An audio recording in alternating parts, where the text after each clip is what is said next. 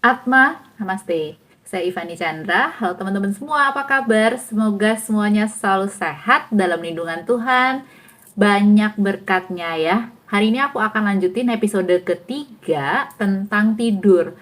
Kenapa sih tidur menjadi sangat berharga ya bagi kita saat ini ya? Karena memang ternyata banyak banget orang yang mengalami susah tidur.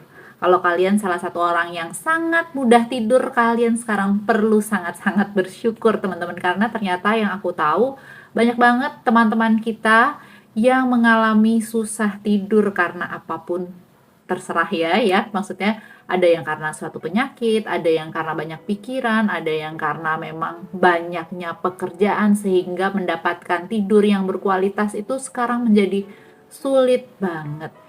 Nah, hari ini yang episode ketiga aku akan bahas lingkungan yang kita butuhkan untuk mendukung supaya kita dapat tidur dengan maksimal. Apa aja itu kita langsung saja bahas ya, teman-teman.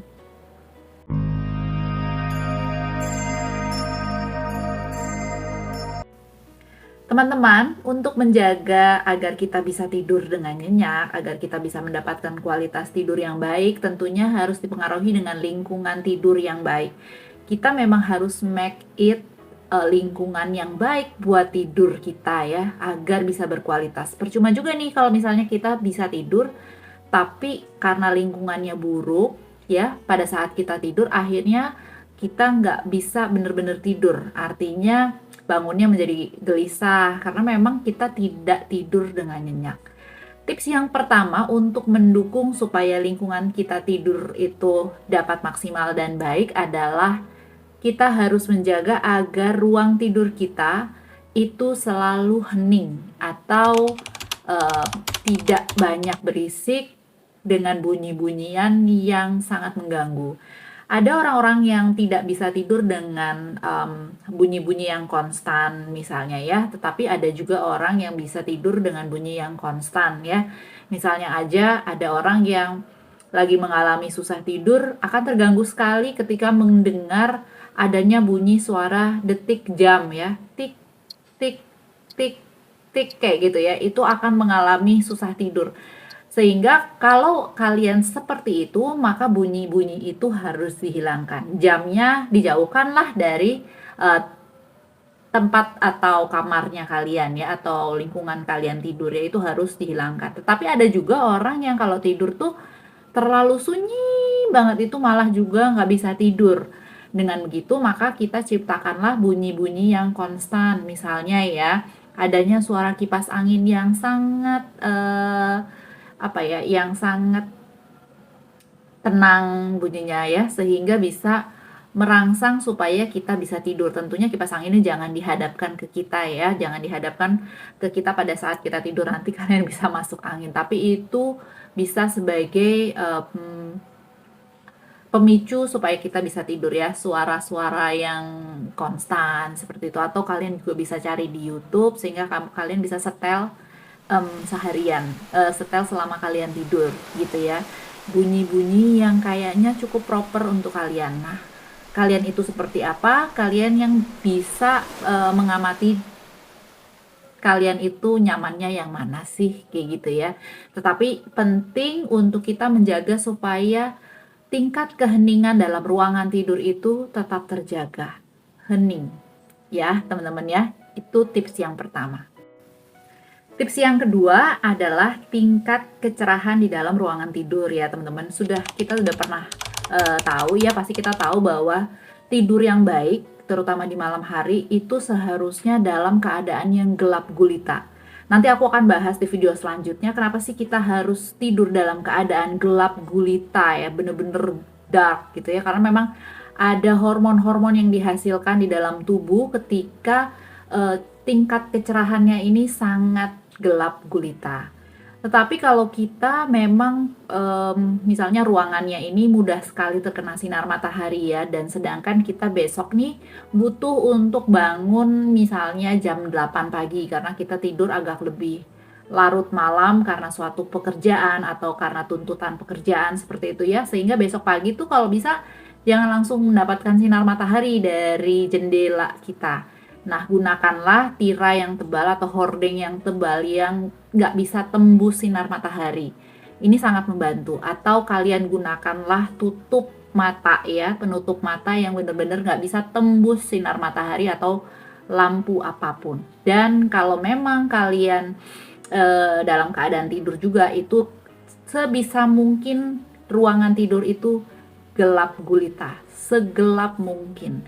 Atau kalau kalian juga mungkin masih merasa aku nggak bisa nih tidur sangat gelap, sama sekali nggak ada sinar, kalian bisa mulai dengan mungkin intensitas cahaya yang sangat minim ya, asalkan tidak sangat mengganggu, karena sebenarnya tidur yang gelap pun dibutuhkan loh untuk tubuh kita beristirahat dengan tenang. Jadi kitanya nih sebenarnya bisa tidur dengan baik itu dalam keadaan gelap gulita. Tapi mungkin untuk orang-orang tertentu ya, secara pikirannya karena udah biasa dengan lampu juga, jadi merasa nggak bisa tidur kalau terlalu gelap. Jadi ini dua hal yang bertolak belakang ya. Makanya kalau memang nggak bisa kalian langsung tidur dalam keadaan gelap gulita, gunakanlah lampu dengan intensitas sinar yang sangat kecil dan kalau bisa dijauhkan dari sisi-sisi tempat tidur ya. Jadi boleh nyala lampu sedikit tapi jauh gitu ya, jauh deket pintu misalnya, yang sangat kecil gitu, jadi tidak mengganggu mata kita pada saat kita merem juga gitu ya. Itu adalah tips yang kedua teman-teman. Yang nomor 3 ya, itu adalah suhu di dalam kamar atau di ruang tidur kalian ya teman-teman. Jadi suhu yang disarankan adalah sekitar 18-20 derajat. Tetapi bagi saya pribadi 18-20 derajat ini bagi saya sih terlalu dingin. Jadi lebih ke arah kalian sesuaikanlah kalian tuh kalau tidur nyamannya suhu berapa. Yang kayaknya ya bisa tidur dengan nyenyak ya, nggak terlalu panas, nggak juga terlalu dingin.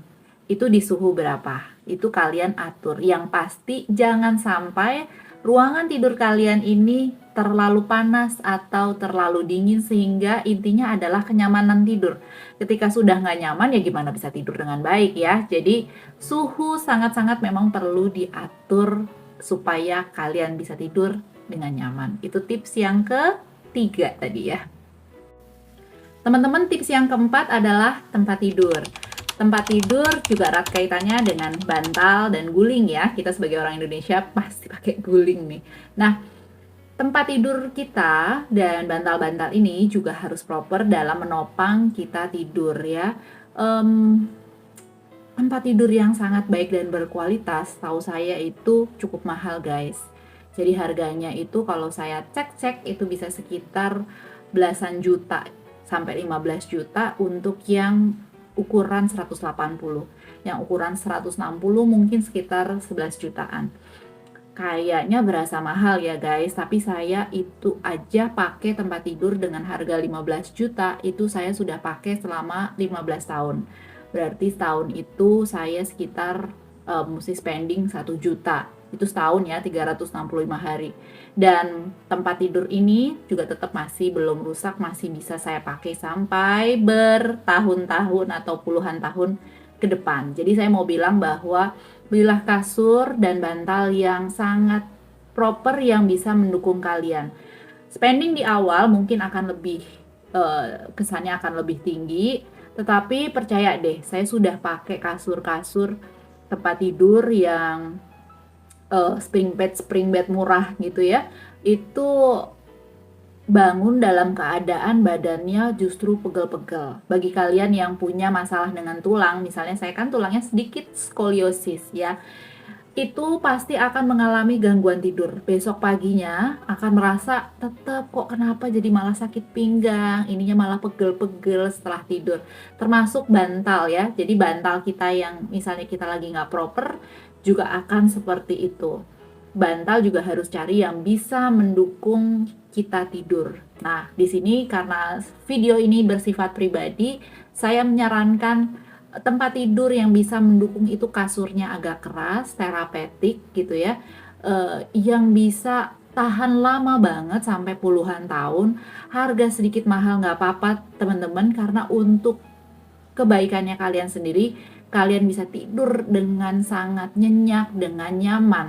Jadi kita walaupun faktor-faktor tidur itu sangat banyak ya, tetapi setidaknya tempat tidur itu menurut saya pribadi itu adalah hal yang benar-benar penting dalam saya pribadi untuk mendapatkan tidur yang berkualitas, guys. Jadi kalian bisa mulai pilih tempat tidur mana yang kira-kira berkualitas bagi kalian, atau saat ini kalian menggunakan tempat tidur yang berkualitas, bantal berkualitas, apa enggak? Ya, teman-teman. Tips yang selanjutnya adalah menjaga agar ruangan tidur tetap bersih dan juga udaranya tetap bersih juga ya. Udara dan kebersihan dalam ruangan tidur tetap terjaga. Nggak banyak barang, sehingga kita juga tidurnya jadinya nyaman. Nggak harus kayaknya di mana-mana sempit, bahkan mungkin di kasur pun juga banyak banget barang-barang. Ya, mungkin kalian, kalau saya sih bukan tipe yang di tempat tidurnya misalnya terlalu banyak boneka. Anak saya pun kalau misalnya tidur, saya nggak suka dia meletakkan banyak banget boneka di sekitarnya ya. Boleh main boneka, tetapi kalau misalnya untuk di tempat tidurnya sebaiknya tidak terlalu diletakkan banyak mainan seperti itu ya. Hanya cukup tempat tidur saja dan bantal. Bantalnya pun juga jangan banyak-banyak ya sebaiknya ya. Karena misalnya kalau kita letakkan mainan, boneka yang berbulu juga belum tentu kita bisa menjaga kebersihannya agar tidak terperangkap debu-debu di situ.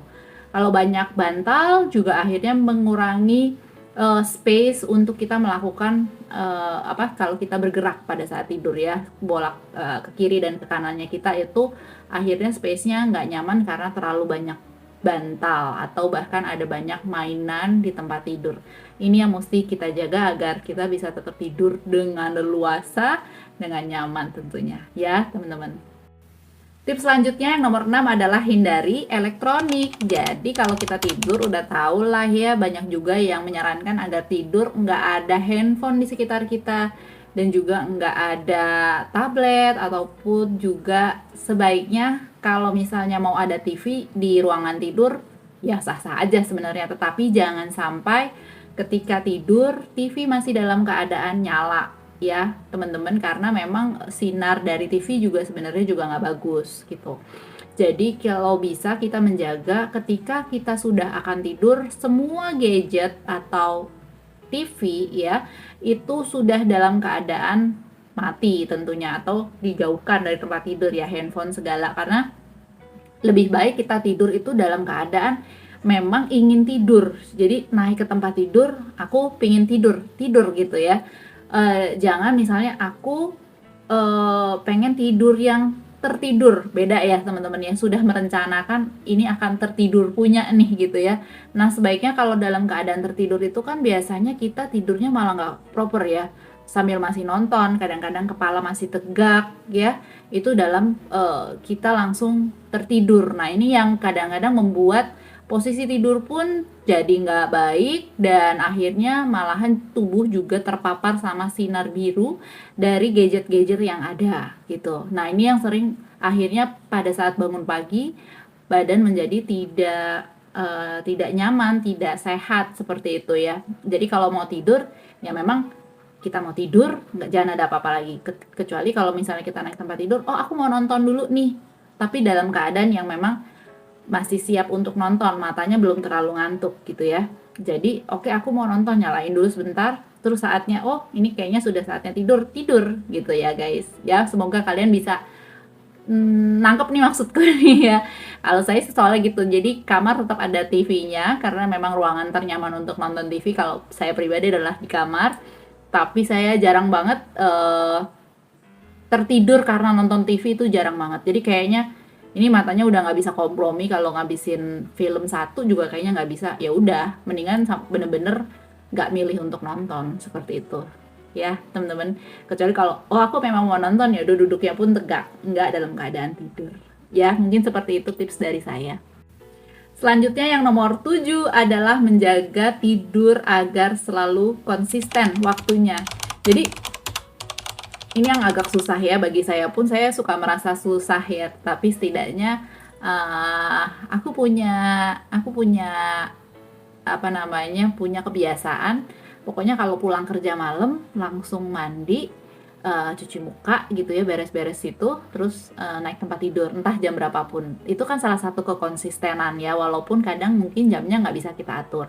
Tetapi ada juga orang yang diatur konsistennya itu dari sisi jam tidur. Misalnya eh, udah jam 10 nih, ya udah pokoknya kalau udah jam 10 naik, lalu naik tempat tidur, menuju tempat tidur gitu ya, atau menuju kamar untuk siap-siap ganti baju tidur gitu ya, dan melakukan ritual-ritual tidur lalu tertidur. Jadi konsisten yang mana nih yang bisa kalian atur? Pokoknya konsistenan ini agar kalian bisa jaga terus, sehingga tubuh kita akan menjadi kenal nih kalau sudah melakukan ritual-ritual ini artinya tubuh masuk ke dalam mode mode persiapan tidur. Jadi tubuhnya kita juga kenal, sehingga kita juga bisa mengatur agar ini saatnya aku ngantuk nih gitu ya. Ketika tidur akhirnya bisa tubuh bisa menjadi rileks dan bisa mengatur ritme agar mudah tidurnya ya. Ngantuknya itu dapat disesuaikan karena kita sudah memiliki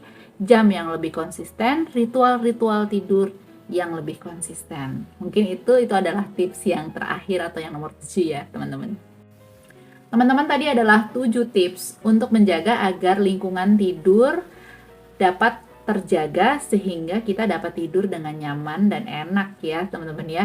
Karena kalau misalnya lingkungan aja nggak baik, lingkungan aja nggak kita kondisikan supaya kita dapat mudah tidur ya secara fisik, gimana tubuh bisa menyesuaikan, gimana tubuh bisa setting ini saatnya ngantuk gitu ya, dengan sehat, karena lingkungan aja nggak bener gitu ya. Jadi memang tadi tips-tips itu yang selama ini aku gunakan, dan itu sebenarnya adalah tips-tips umum yang bisa kita gunakan agar kita bisa tidur dengan baik. Yang mau saya highlight tadi apa ya? Semuanya ya saya highlight. Oh ya, mungkin tempat tidur teman-teman. Kalian jangan sampai mengabaikan tempat tidur ya. Kalau misalnya suhu lah, misalnya soal kebisingan lah, soal udara yang bersih lah gitu ya, atau soal intensitas cahaya, mungkin kalian sudah tahu gitu ya. Tapi kalau kasur ya, itu mungkin selama ini teman-teman mungkin masih mengabaikan ya. Tapi bagi saya kasur itu sangat penting, kasur yang bisa menopang saya tidur, nggak terlalu bikin sakit badan semua kalau bangun, itu kasur yang terlalu lembek juga ya. Dan ini yang kadang-kadang masih banyak diabaikan teman-teman. Bukannya apa-apa, karena kasur itu mungkin nggak bisa kita dapatkan dengan harga yang murah ya. Tapi pesan aku adalah kalian bisa memposisikan secara bijak agar kalian bisa mengutamakan tempat tidur itu proper guys. Jadi kalau saat ini kalian bekerja gitu ya, kalian hitung-hitung, karena tempat tidur yang baik berkualitas agak mahal, bisa dipakai selama bertahun-tahun pun jatuhnya akan murah. Itu tips dari Ivani ya teman-teman, untuk kalian memperhatikan yang satu ini supaya bisa tidur dengan nyaman dan baik ya. Mungkin itu video hari ini, semoga berguna buat kalian semua. Aku berharap kalian semua, teman-temannya aku gitu ya, bisa tidur dengan baik, bisa tidur dengan nyenyak. Kalau kalian mengalami gangguan mental atau fisik, kalian bisa menghubungi saya di DM, boleh teman-teman, kan ada nih ya di profilku ya. Aku akan bisa membantu dengan tim. Jadi kami punya tim untuk dilayani secara pranic healing. Nanti boleh lihat video saya tentang pranic healing, atau aku juga punya tim untuk melayani dari sisi hipnoterapi dan konseling untuk mental ataupun justru untuk fisik juga bisa. Oke teman-teman, mungkin itu aja. Atma, namaste, bye bye.